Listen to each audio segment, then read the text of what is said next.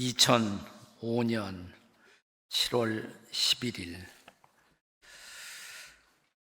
이중표 목사님의 장례 예배에 참여하고 돌아와 제가 짤막한 글을 썼습니다. 들춰보니까 아직도 남아있어요.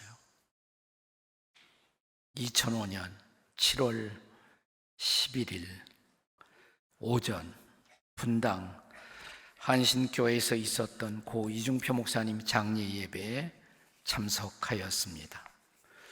미국 코스타 유학생 수련회 인도 기간에 이 목사님의 부음을 듣고 그냥 덧없이 그분과 이별해야 하는가 생각했는데 다행히 5일장이 되어 참석이 가능했습니다. 지금까지 숱한 장례식을 집례하고 참여하였지만 이번 장례식처럼 많은 생각을 하게 한 장례식은 없었던 것 같습니다. 그분과의 각별한 인연도 인연이지만 서서히 나 자신의 죽음도 생각하기 시작한 계절에 들어서인지 나 자신의 일생의 결산을 위한 많은 생각들이 뇌리를 스친 시간이었습니다. 비가 부슬부슬 내리는 오전 시간이었지만 나는 왠지 그 비를 따뜻하게 맞고 그분의 영구차가 떠나는 모습을 지켜보며 하늘을 보고 땅을 보며 그분이 비우고 가신 한신교회의 자리, 한국교회의 자리를 너무 애절하게 느낀 하루였습니다. 이중표 목사님과 사귄 시간은 오래되지는 않았지만 한국지구촌교회를 개척하면서 이루어진 만남은 저로 하여금 제 인생에서 제가 마음으로 의지할 수 있는 또 한 분의 영적인 선배, 형님을 만난 느낌이었습니다.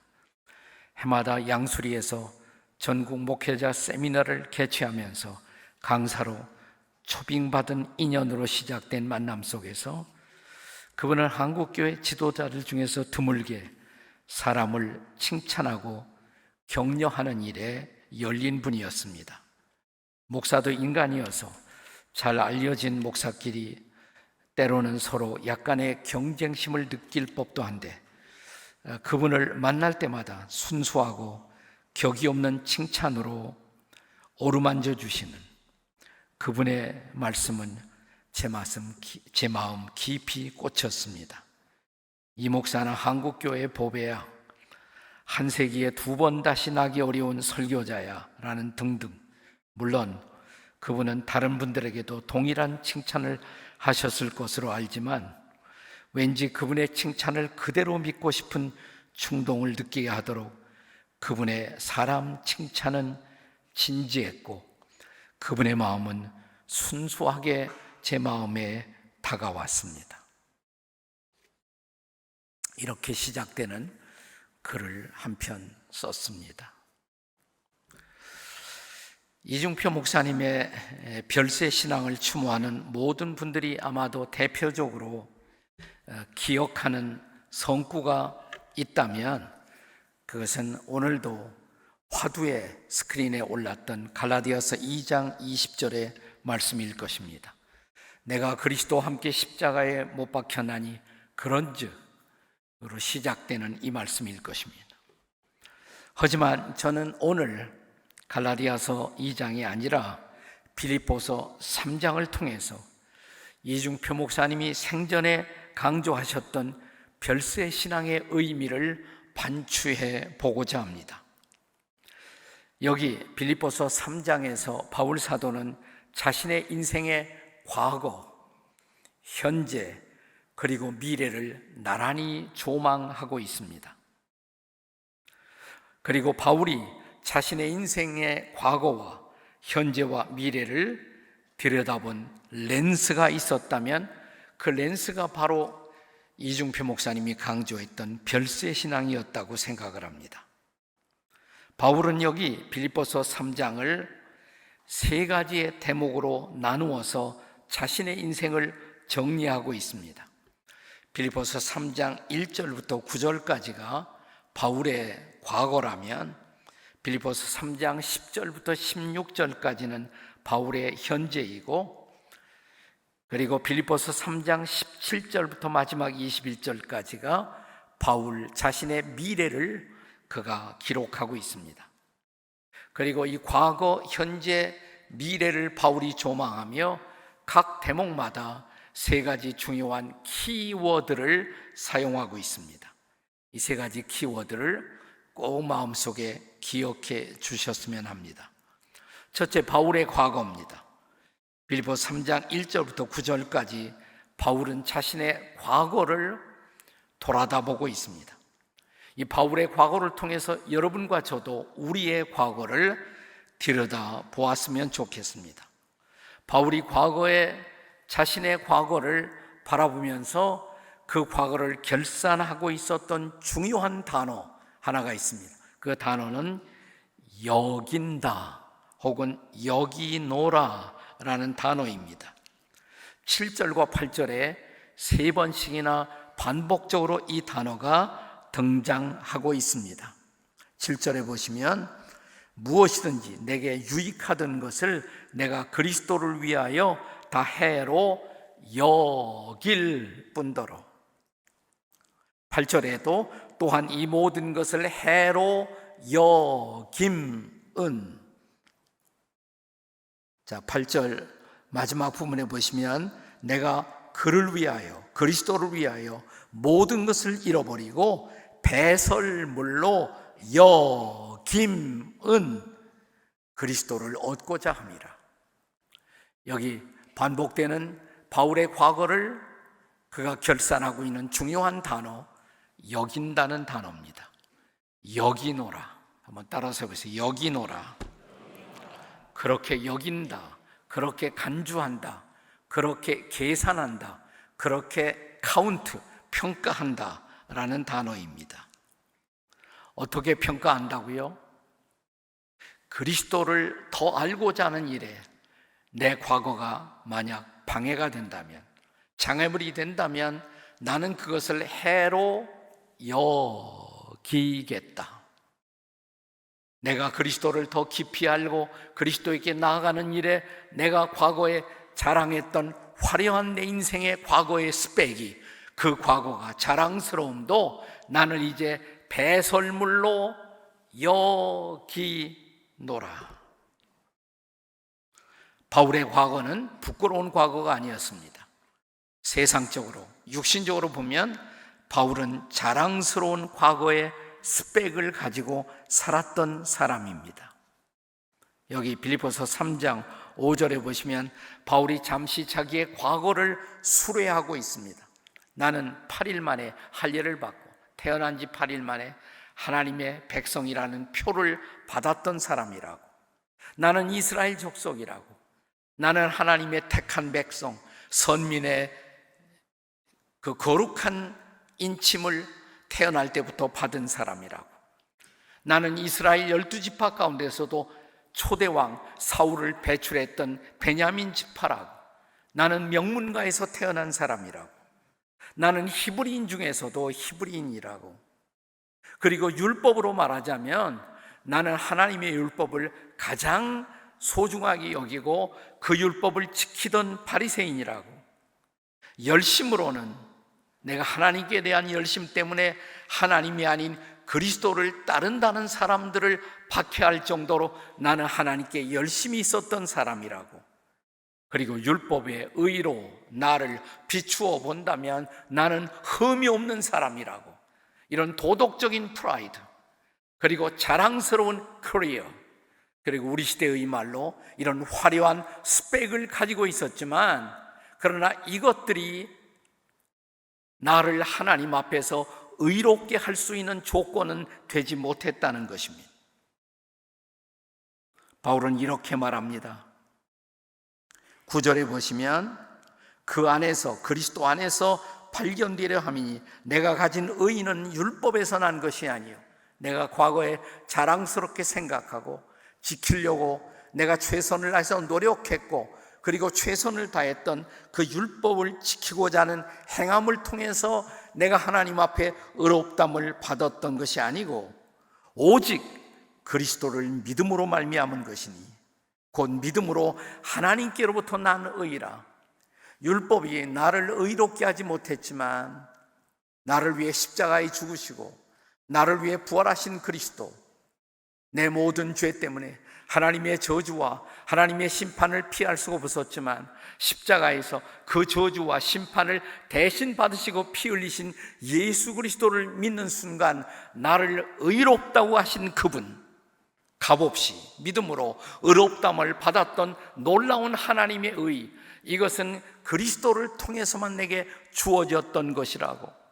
그리고 보니까 내가 과거에 자랑했던 그 모든 것은 나는 이제 그 과거를 더 이상 나는 자랑스럽게 생각하지 않는다고. 아니, 오히려 그리스도를 더 깊이 사랑하고 그리스도께 나아가는 일에, 그리스도 안에서 발견되는 일에 이러한 내 과거의 조건이 방해가 된다면 나는 이것을 해로 여기노라고, 아니 배설물로 여긴다고. 이 배설물은 좋은 번역입니다. 원색적으로 번역하면 디귿 이렇게 시작되는 말입니다. 이중표 목사님이 좋아하셨던 말입니다. 이중표 목사님이 자주 강조하셨어요. 인생이 자랑하는 모든 것 똥이라고. 그것은 똥이라고, 배설물이라고. 그것은 아무것도 아니라고. 우리의 과거, 그리스도를 떠난 모든 과거 배설물로 여기노라. 아멘이십니까? 우리의 결산이에요. 과거의 결산이에요. 네. 자, 바울은 이제 과거를 떠나 자신의 현재를 들여다봅니다. 빌립보서 3장 10절부터 16절까지는 바울이 현재 자기의 삶을 드러내고 있습니다. 바울의 현재. 이 바울의 현재를 통해서 저와 여러분이 살고 있는 오늘 우리의 현재를 우리가 조망할 수 있기를 바랍니다. 바울의 과거를 결산하는 중요한 키워드가 무슨 단어? 여기노라. 자, 이제 바울의 현재를 조망하고 있는 중요한 키워드가 있다면 그것은 달려가노라라는 단어입니다. 달려가노라. 여기 12절에 그리고 14절에 그 단어가 계속 등장합니다. 12절, 내가 이미 얻었담도 아니요 온전히 이루었담도 아니라 오직 내가 그리스도 예수께 잡힌 바 된 그것을 잡으려고 달려가노라. 옛날 번역에는 쫓아가노라 그랬어요. 달려가노라. 14절에 보시면 표대를 향하여 그리스도 예수 안에서 하나님이 위에서 부르신 부름의 상을 위하여 달려가노라. 여기 두 번씩 반복되고 있는, 여기 바울의 현재를 드러내고 있는 중요한 단어, 한마디로 말하면 뭐예요? 달려가고 있는 모습을 볼 수가 있습니다. 달려가노라. 따라서 보세요. 달려가노라. 달려가고 계십니까? 무엇을 위해, 어디를 향해 달려가십니까? 여기 14절에 표대를 향하여.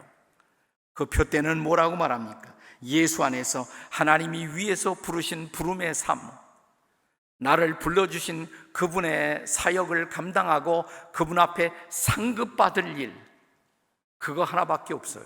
그 생각밖에 없어요. 그 유일한 목표, 그 목표를 향하여, 그 표대를 향하여 달려가노라. 그것이 바울의 현재예요. 바울의 현재는 하나님이 자기를 불러주시고 맡겨주신 그 사명 다하고 하나님 앞에 상 받을 존재로 서는 것, 이 유일한 목표, 유일한 골, 유일한 이 목표를 향해서 그는 달려가고 있다고, 한눈 팔지 않고 달려가고 있다고.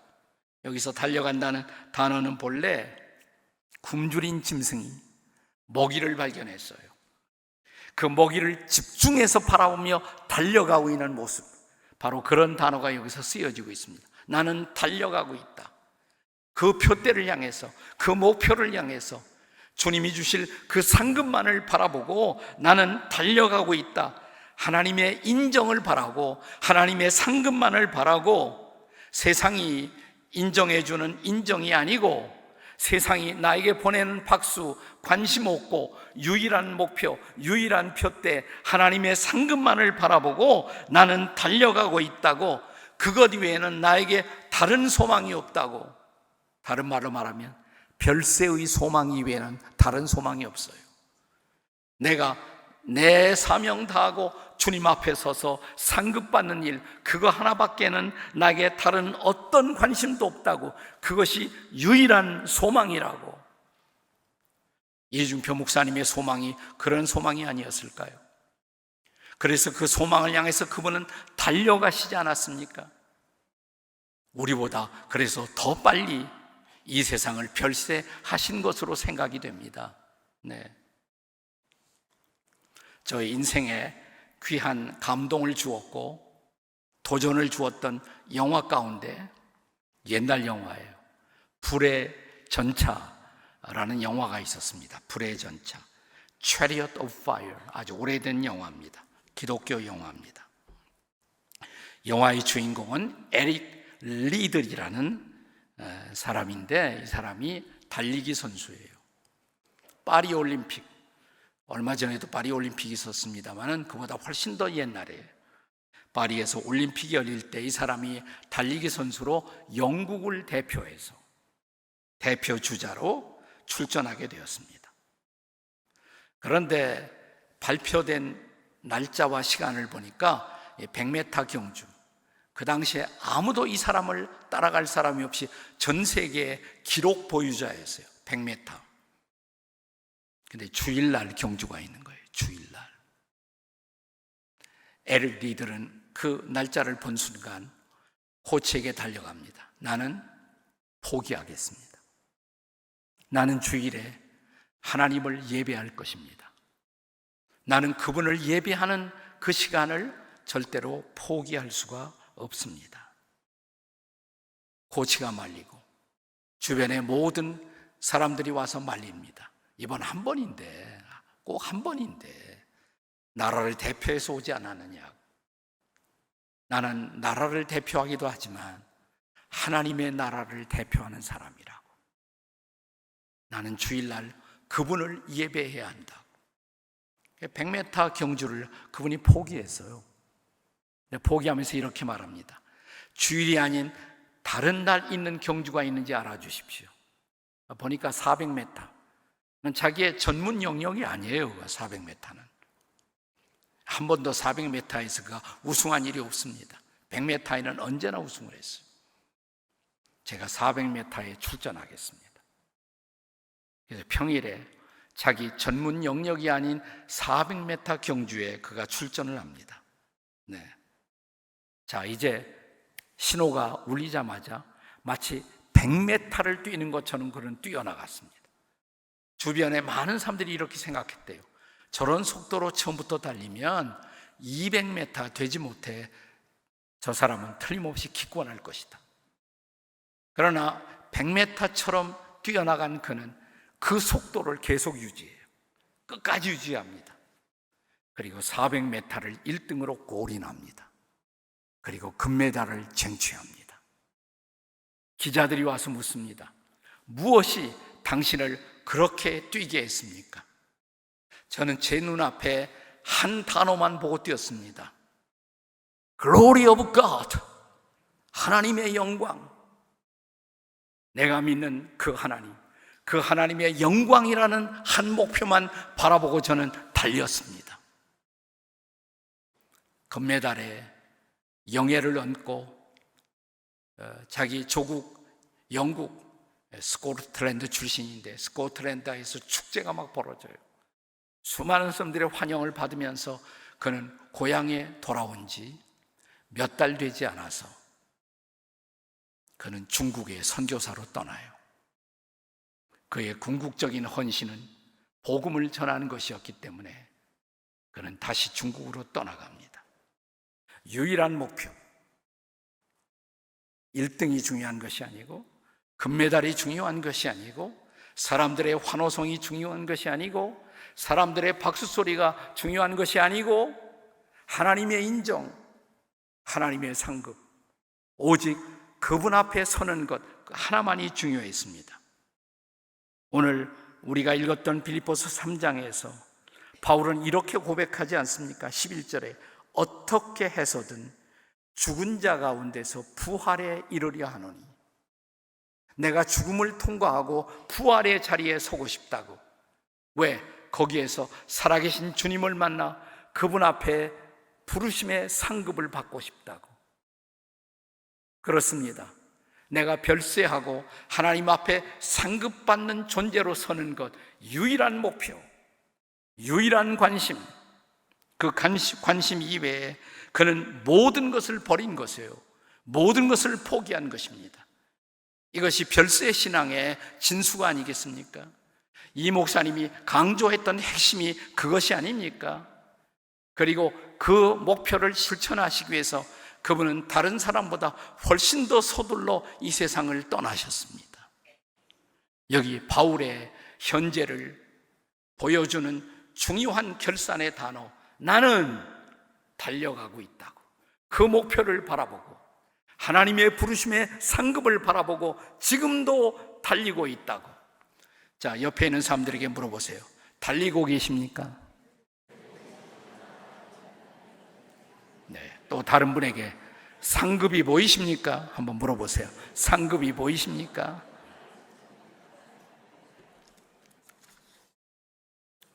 이제 바울 빌립보서 3장의 세 번째 대목입니다. 바울의 미래. 3장 17절부터 21절까지 바울은 자기 앞에 기다리고 있는 미래를 바라보고 있습니다. 바울의 미래를 바라보고 있는 그 미래를 향한 그의 태도를 보여주는 중요한 키워드가 있습니다. 자, 바울의 과거를 결산하는 중요한 단어, 무슨 단어였어요? 여기노라. 여김. 바울의 현재를 보여주는 중요한 단어, 무슨 단어였습니까? 달려가노라. 이제 바울의 미래입니다. 여기 빌립보서 3장에 이제 마지막 20절에 보시면 3장 20절에 우리의 시민권은 하늘에 있는지라. 거기로부터 구원하는 자, 곧 주 예수 그리스도를 기다리노니. 구원하는 자, 여기서 구원을 완성할 자예요. 우리는 구원받았지만 우리의 구원은 아직 완성된 것이 아닙니다. 기독교 신학에서는 구원의 단계를 보통 세 단계로 나누어서 설명합니다. 구원에는 세 가지 단계가 있어요. 우리가 예수님 만나고 예수님 믿고 죄사함 받고 의롭다함을 받는 순간, 그것을 기독교 교리에서는 칭의, 의롭다 칭함을 받는다, justification이라고 말합니다. justification. 칭의의 다음 단계는 뭔가? 성화라고 불러요. 우리가 의롭다함을 받는 순간부터 이제 거룩해지는 것입니다. 나를 구원하신 주님을 닮아가는 것입니다. 내가 거룩하니 너희도 거룩하라. 성화라고 불러요. sanctification. 거룩해지는 것이에요. 칭의, 성화, 그리고 구원의 마지막 세 번째 단계를 영화라고 부릅니다. 다 같이 영화. 영어로는 glorification이라고 불러요. glorification. 우리가 주님을 완벽하게 닮은 존재로 주님 앞에 서 있게 되는 것, 이것이 영화의 단계, 영화의 단계. 우리가 요한일서 3장 2절에 보시면 이 영화의 단계에 대한 사도 요한의 기다림을 잘 이렇게 표현하고 있습니다. 사랑하는 자들아, 사랑하는 자들아. 우리 다 같이 한번 읽어보세요. 스크린에 나왔으니까. 시작. 사랑하는 자들아, 우리가 지금은 하나님의 자녀라. 장래에 어떻게 될지는 아직 나타나지 아니하였으나 그가 나타나시면 우리가 그와 같을 줄을 아는 것은. 아멘. 그렇습니다. 우리가 지금 하나님의 자녀죠. 분명하십니까? 하나님의 자녀예요. 근데 자녀로서 장래에 어떻게 될 것은 아직 나타나지 않았어요. 아직 나타나지 아니했어요. 근데 그분이 나타나시면, 예수님이 재림하시면 이 말이에요. 그분이 다시 나타나시면 그때 뭐예요? 우리가 그와 같을 줄을 아는 것은, 그때 우리가 완벽하게 그분을 닮아간다는 것이에요. 그의 참모습을 완벽하게 닮은 존재로 그분 앞에 서게 된다는 것이에요. 지금 우리가 예수 믿지만 아직도 우리는 죄성을 가지고 있고 주님을 닮지 못한 많은 모습들을 갖고 있죠. 나 그날 주님 다시 오시고 그분의 은혜로 그분 앞에 서는 그날 그분은 우리를 완벽하게 그분을 닮은 존재로 그 앞에 세워 주실 것입니다. 아멘. 이 영화의 소망이에요. 이것이 영화의 소망. 네. 영광의 소망 혹은 영화의 소망. 이중표 목사님의 표현을 빌면 그것이 별세의 소망이에요. 별세의 소망. 우리가 별세를 기다린 이유 한 가지 좋은 것, 그때 주님을 완벽하게 닮아요. 지금은 아니에요. 지금은 닮아가고 있는 중이지 아직 아니에요. 그러나 그분 앞에 설 때 완벽하게 닮을 것입니다. 네, 우리가 천국에서 여러분이 이 목사님을 배우면 완벽하게 주님을 닮은 모습으로 서 있는 그분의 황홀한 모습을 뵙게 될 것을 기대하시기 바랍니다.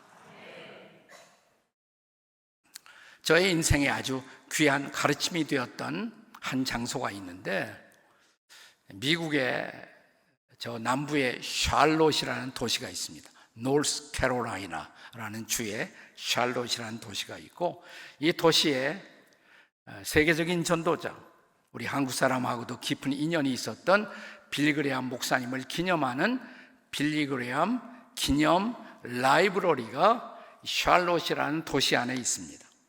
제가 꼭 3번을 갔어요. 거기 3번을 갔는데 맨 처음 갔을 때 이래요. 처음 갔을 때 그 충격을 잊을 수가 없어요. 그때 제가 처음 갔을 때는 사모님이 먼저 돌아가셨어요. 그리고 빌리 그레이엄 목사님은 아직 살아계셨을 때예요. 사모님 먼저 돌아가셨는데 빌리 목사님 돌아가시기 전에 먼저 그 기념 도서관이 세워졌어요. 그 안에 전 세계 그분의 전도대회의 모든 필름들, 모든 모습들이 다 그렇게 스크린으로 돼 있고 볼 수가 있고, 우리 한국 서울에 있었던 빌리 그레이엄 전도대회 모습도 거기 하면 다 볼 수가 있습니다. 거기 갔어요. 제가 갔는데 한 서너 사람하고 같이 갔는데 그 안으로 막 들어가려고 그러는데 안내하는 분이 잠깐 하더니 여기 들어가시기 전에 먼저 볼 곳이 있다고. 어디요? 그러니까 요 옆에 바로 빌리 그레이엄 목사님이 사모님 묘가 있는데 그 묘를 보고 들어가시면 더 좋을 겁니다. 아, 그래요? 따라갔어요. 갔더니 정말 빌리 그레이엄 목사님 사모님의 묘비가 있어요. 한번 보여주세요. 네, 이렇게 생겼어요. 근데 그 묘비 앞에 딱 선 순간 제가 깜짝 놀랐어요. 웬 한문이 있어요. 맨 위에 의자, 한문으로 의자가 있단 말이죠. 웬 한문이 있지? 그리고 가만히 생각해 보니까 루스 그레이엄 그 사모님의 아버지가 중국 선교사였어요. 의사이셨습니다. 중국에 오래 사셨고, 그거 그대로 놔두세요. 한참. 네, 그 묘비는 그대로 놔두세요. 잠깐만. 네. 그래서 한문을 잘 아신단 말이에요. 근데 한문 글자 가운데서 의자를 정말 좋아하셨대요. 왜냐하면 의자는 위에 양이 있잖아요. 양. 그리고 아래는 아자. 나의 어린 양, 나의 어린 양. 의는 그냥 우리가 말하는 사회정의 뭐 이런 의가 아니라 나의 어린 양이 되시는 예수 그리스도. 그리스도가 바로 나의 의라고. 예수님이 없이는 나의 의도 없다고. 이 단어가 너무 좋다고 늘 그러셔서 항상 리빙룸에 이렇게 그 의자를 이렇게 프레임 해갖고 걸어놓고 그러셨대요. 그래서 돌아가신 다음에도 여기다 의자를 새겨놓은 거예요. 의. 그리고 그 아래 루스 베럴 그레함 이렇게 쓰여 있고요. 1920년 6월 10일부터 2007년 6월 14일까지 살았다. 근데 그 아래 이상한 단어가 있는 거예요. 맨 아래 부분에 이상한 단어가 있어요. 뭐라고 썼냐면 맨 아래 end of construction 이렇게 쓰여 있어요. end of construction, 공사의 끝. 그리고 그 아래 thank you for your patience, 인내해 주셔서 감사합니다. 저희들을 안내하시는 분이 이렇게 말하는 거예요. 빌리 그레이엄 목사님과 사모님이 이제 집회 안 하시고 집에 고향에 오시면 두 분이 드라이브 하는 걸 즐기셨는데, 한 번은 두 분이 운전하고 가시다가 한참 공사 중인, 집 근처에 공사 중인 장소를 지나가는데 뭐라고 쓰여 있냐면, 우리도 그렇잖아요. 공사 중인데 가면 팻말이 붙어 있어요. 통행에 불편을 드려 대단히 죄송합니다. 항상 그 간판이 붙어 있었는데 어느 날 보니까 자그마한 집이지만 집이 완성되었고 공사 팻말이 없어졌어요.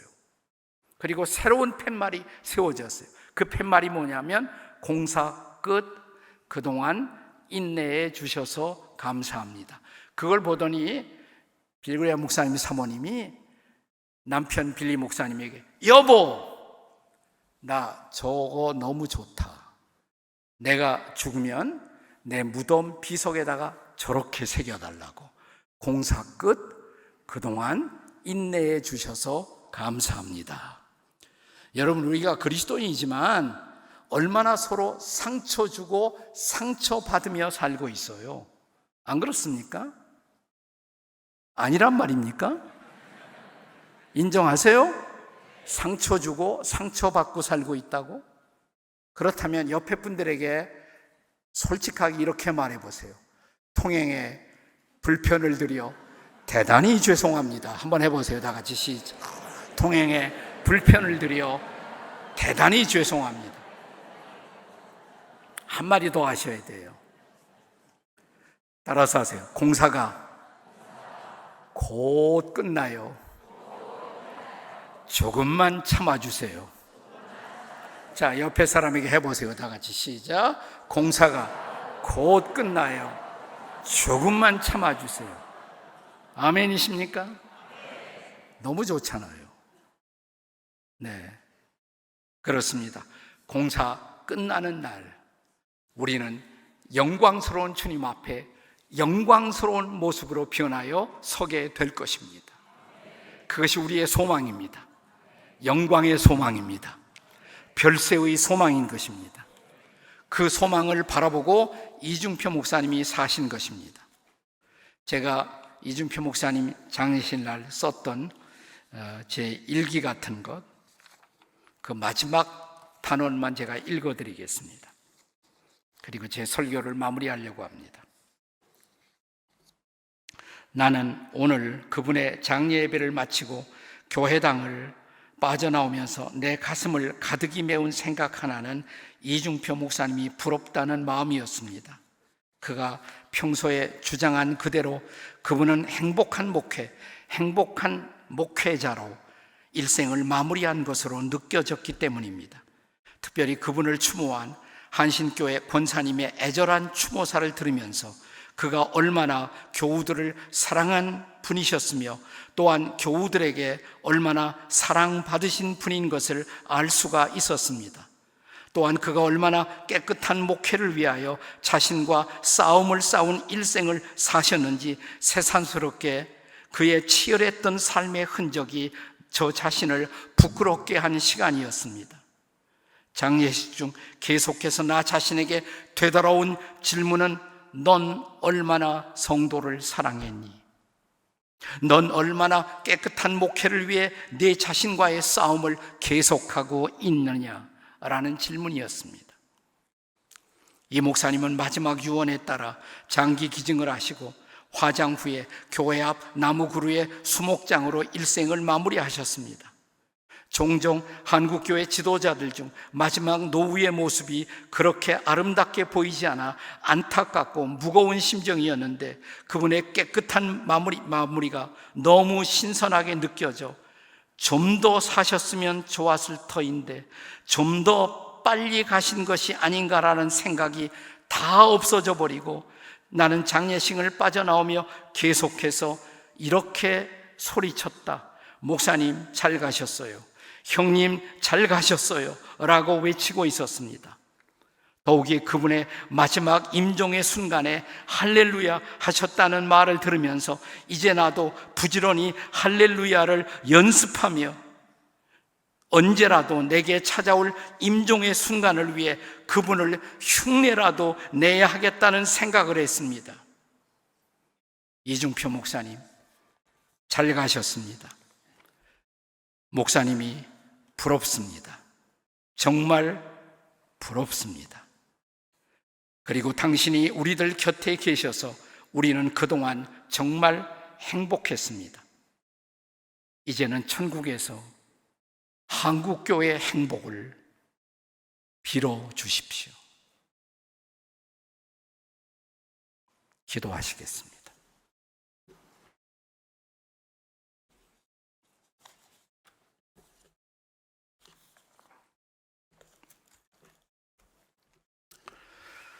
우리가 이 목사님의 아름다운 삶을 추모하는 것도 중요하지만 그분을, 그 발자취를 따라간다는 것이 더 중요하죠.